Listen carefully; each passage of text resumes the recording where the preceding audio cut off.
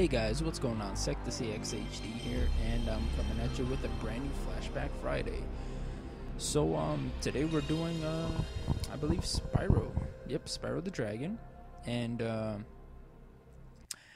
I'm actually pretty excited about this because I know everybody played this game when they were younger. I mean, this was the game of awesomeness. And, this actually is something I'm really excited about because this was released on October 23rd, which is my birthday. So I was actually pretty hyped about that. And it came out, I believe, in 98. Yeah, it came out in 98 for sure. And I was so excited. I mean, this game it's awesome. And I mean, you're Spyro. You're a fun dragon that just can fly and shoots flames out his mouth. I mean, that's a win. Warning, just now, there are going to be a lot of cutscenes because this game isn't like as rapidly smooth as I would like it to be, so I had to cut a lot of different scenes because if I didn't, well, the gameplay would have been like 30 minutes long. But I got enough gameplay, you know, picking up gems, freeing some of the dragons, the good stuff. And if you haven't played the game, I'm not gonna tell you what happens, but I will say this. The whole purpose of the game is basically you're going up against this guy named Nasty Narc, and like he's just, I guess, I'll speak like I'm a little kid. He's just this big meanie, and he's just being a jerk to everybody, just like all of the older dragons that Spyro is always around.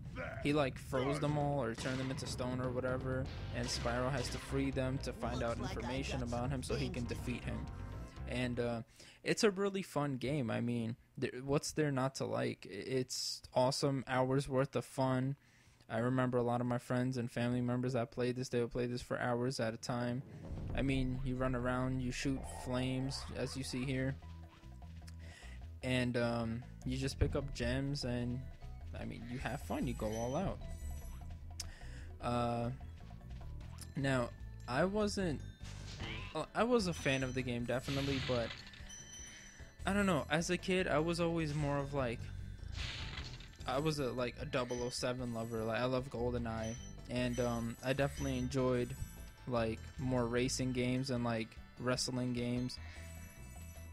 I don't know why. I've always been like that. I was never really into like cartoony games, and this one was like the first game that I actually got into because it was a game that was definitely, I don't know, it was developed differently at the time. Like it wasn't something that people were used to, and the developers, I believe, were Sony, Universal, and Insomniac.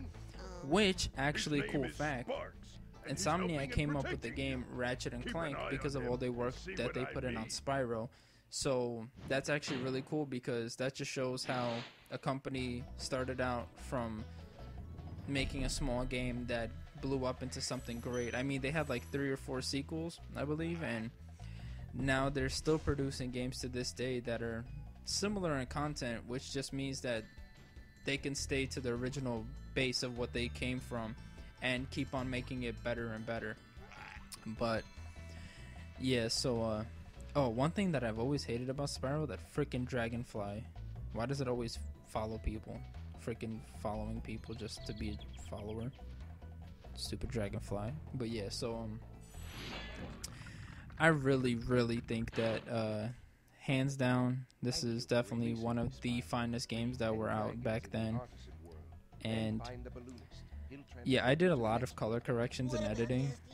The game does not look this awesome on the PS1.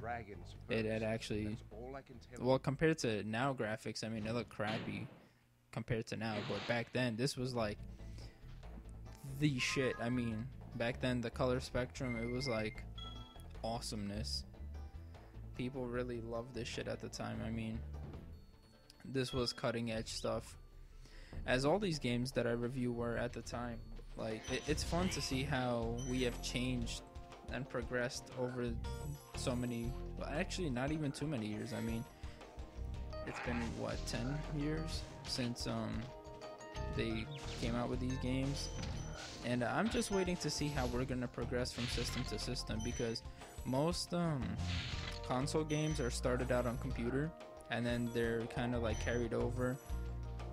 And now we're getting into an age where if you play, like, for example, Grand Theft Auto, they have these mods and add-ons that make the game like look like you're playing in like real life. I mean, it's insane. You guys have to see this. It's like realism.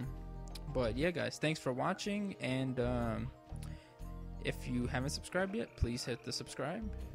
Peace.